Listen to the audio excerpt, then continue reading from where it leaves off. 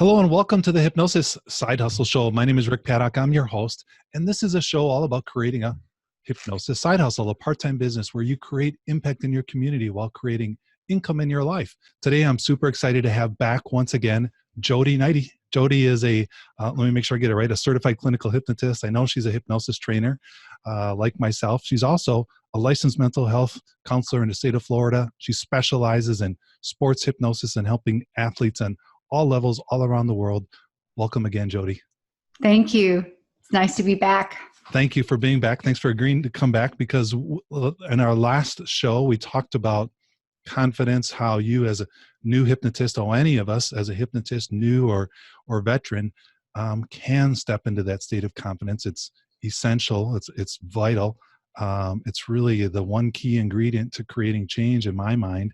You know, we can learn a lot of skills and processes, but stepping into that confidence is so vital, and it doesn't have to be difficult. So we shared a lot about that, and I knew there was more we wanted to talk about. So let's kind of continue the conversation. Once you have that place of confidence, that place that's going to continue to grow, if you could share kind of your journey about, all right, you've got the confidence, you've got the skills, how do you get the phone to ring? How do you get people to call? How do you get people to click and schedule an appointment? What's worked for you? What are you playing with now? What are you looking forward to in the future?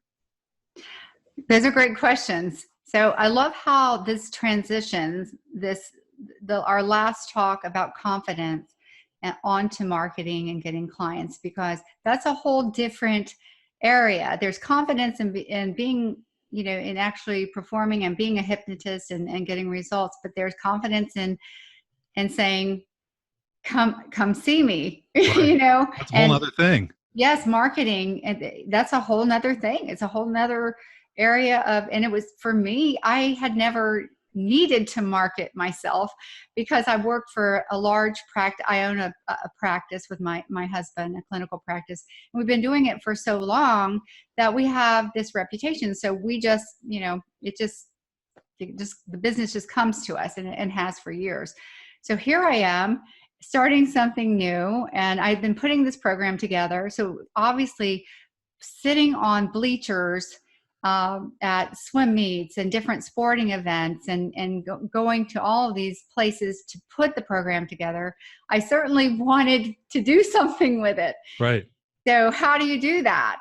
And also it's almost like when you're, someone's mom or dad, and you're being referred to as in that role, right? Yeah. And then you switch roles, and everyone's like, wait, what? That's what it was like for me. I was a licensed mental health counselor, a corporate speaker.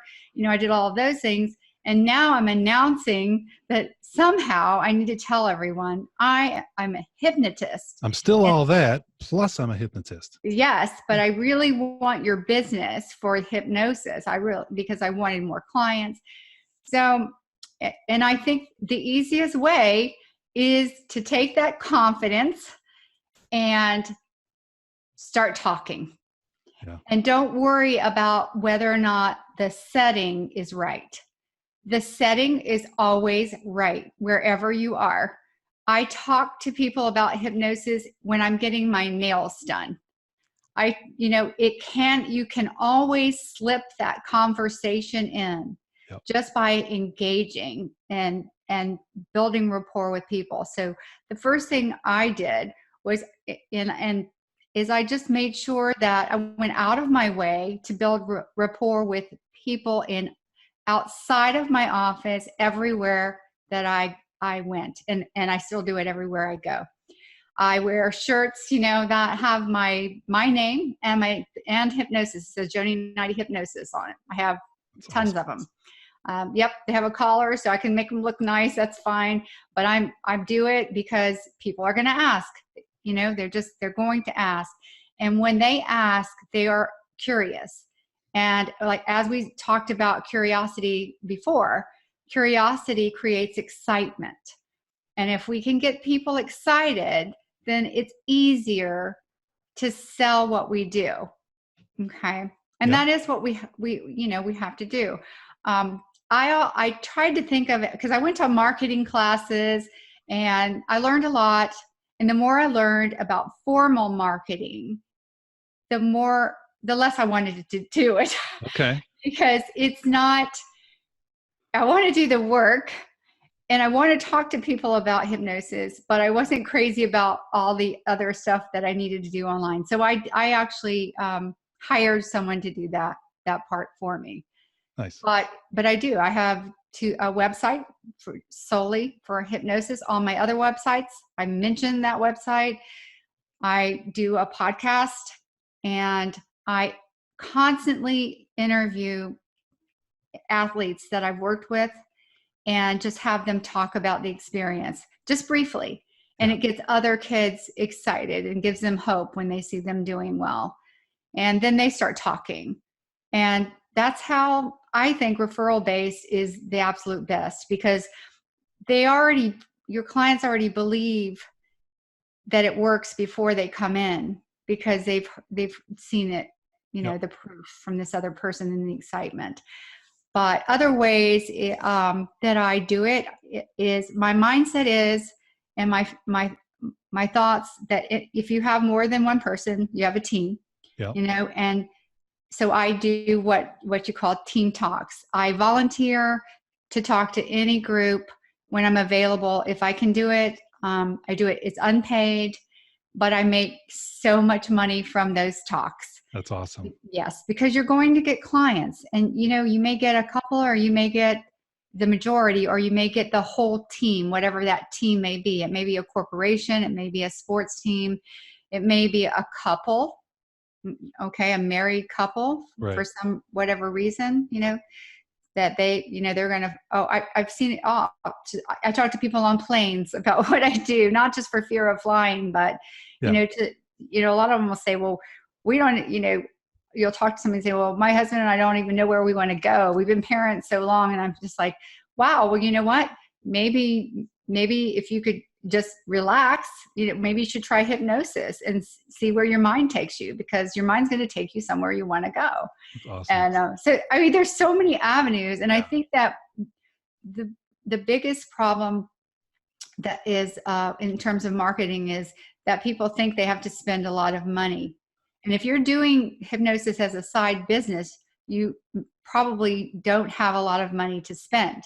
Right. Or you're somewhat worried about it. It's a risk. You don't have a lot to apply to that part. Yeah.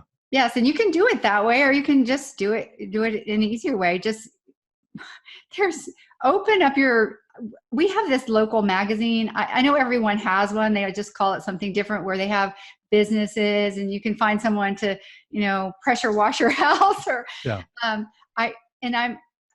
not saying that you need to advertise in those, although I'm sure that would be a great thing to do, but without spending money, I try to work it the other way.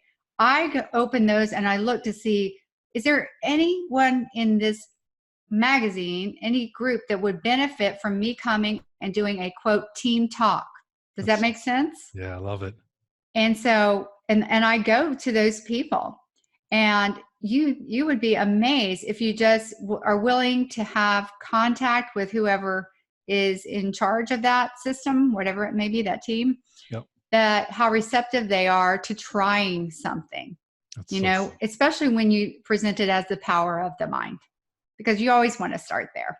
Yeah. And so that's kind of the core of your talk is about the power of the mind. My first talk is always about the power of the mind, and it always includes numerous demonstrations, bringing up volunteers. And so I guess that's the stage hypnotist wannabe in me. Yeah.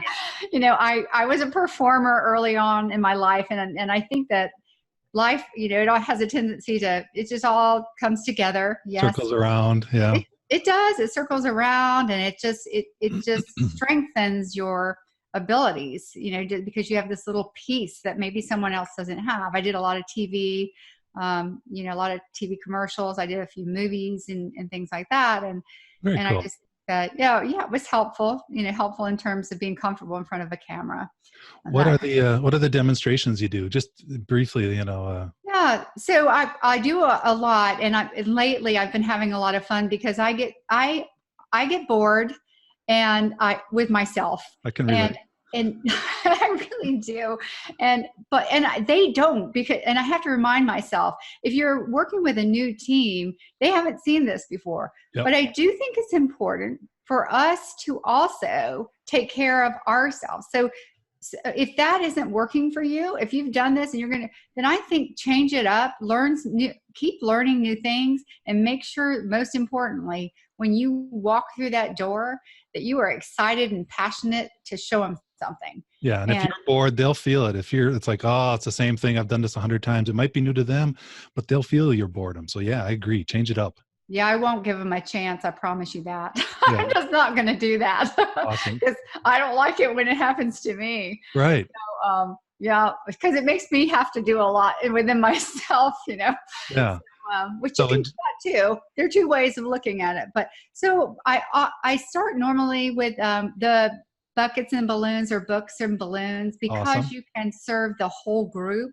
Yep. And so that's a great way to start. Plus, when I speak to people, and whenever you're trying to get buy-in, you have to keep people up and down. I'm a firm believer in that you don't stand and speak to people or at them. You do that a little bit just to establish some rapport, some expertise, and some conviction and passion. Yep. And then that should take about 10 minutes. And then you get people up out of their seats to do something and get, yes. And then that's an easy one. It always works. It's so theatrical, I think, because it's bigger. The motions are bigger. I like it. Yeah. It's pretty standard. And so I always start with that. And then I have them sit down again. I do some more talking about if it's sports, I talk about the triangle. Same thing with corporations. Physically, how important it is to take care of your body. Physically is how important it is to train, but they've got trainers for that.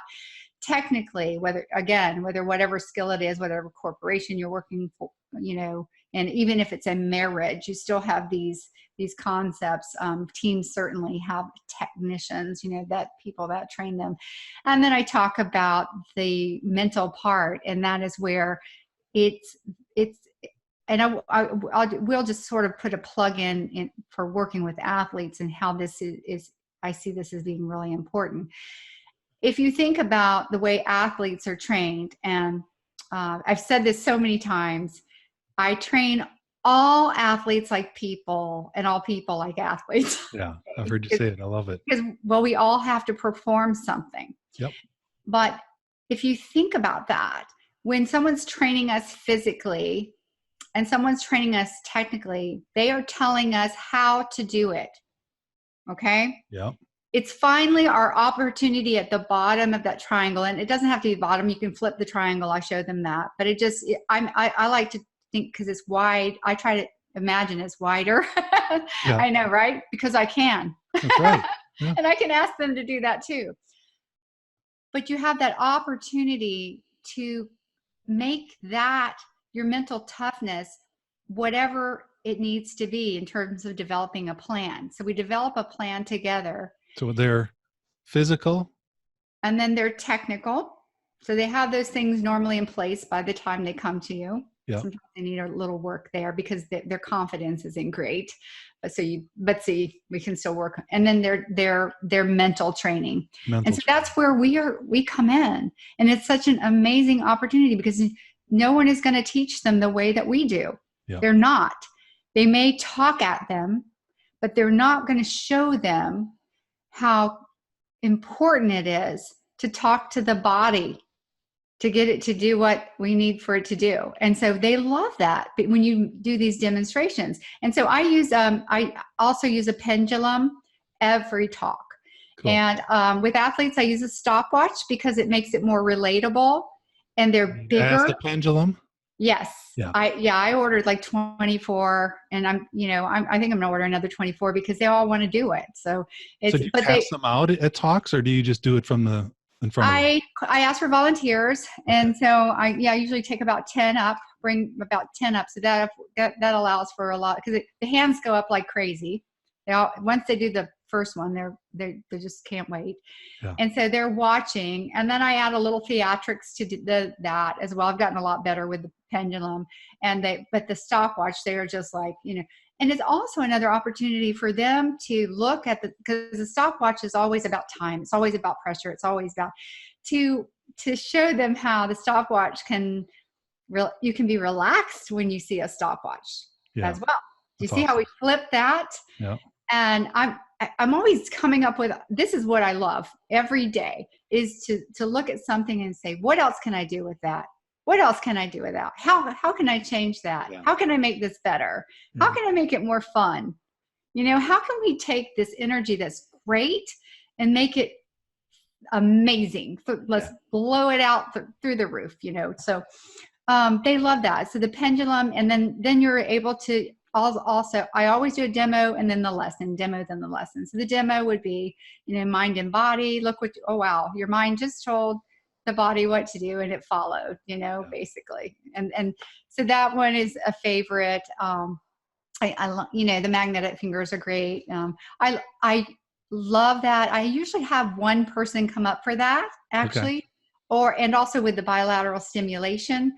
I used to bring one person up for that. I now have gotten good enough to have two at a time, and it's great. And I love that because it's just it. First of all, you can use more than one volunteer, and then you can also just tweak it a little bit. So I add breathing. So I make it a little bit more complicated with one, and then the other, and then they think something's going on. They don't know why I'm doing that, and there's really no reason. And at the end, I tell them, well, that one, that person I just noticed doesn't breathe very well. They hold their breath when they come up here. They were nervous. Yep. And always at a team talk of any kind, and even in any of my sessions in private therapy, explaining basic physiology, that excitement versus nervousness, and those things being the same. And so what do you want to call it, and what would you rather call it, this, or would you rather call it that? Yeah. When we think about it this way, how does it feel when you think about it that way? And they're always like, it's the same thing. Is that? I mean, it's really crazy. And I think that also just that after doing, sandwich between these demos, it's very important to help them understand the brain. And I always say, this is my 3-minute, lecture. And I start laughing because at the very beginning, I tell them I'll never lecture them, which I don't. Yeah. This is my 3-minute lecture, and they all laugh because they know I'm not going to do it. Yeah. On your brain. Are you ready? Somebody set a timer, 3 minutes or less. And go. And I just tell them, I basically explain the conscious versus subconscious mind, the critical faculty. And they are just like, they love that because they know there's something I can actually change. Cool. And guess what? Control. And they see it immediately in that first session. And after that, they normally want you to come back if you're speaking with a team or a corporation. There are very few times, unless I've done a keynote, because they like to have a different speaker, right, that you don't get a call back, because you want to leave them wanting more. That's why I always keep them at 50 minutes. Nice. So cool. So all kinds of things like that. The spinning, you can bring somebody up there and spin. Yep. My advice to people who want to do this type of marketing is just make sure that you have things that you can pass out, something you can give away, because if you give something away, they'll always take it. Yep. And that's going to lead them down the path. And it's just worked beautifully. I've had more people sign up to become my clients that way. It's just such an easy. I've been to my dentist's office, same kind of thing, with the hygienist. She goes, "Oh, I wish all patients were like you." I hear that, and I go, if you really mean that, would you like for me to come and talk to your office about how you can make things better for your clients? Yeah. Because I think as hypnotists, we also need to be encouraging as many people to do this work as well. I encourage coaches, parents, because parents want to do something, right? So go do something else besides try to coach your kid, right? You're speaking my language. That's what the show's all about. Anybody can learn this.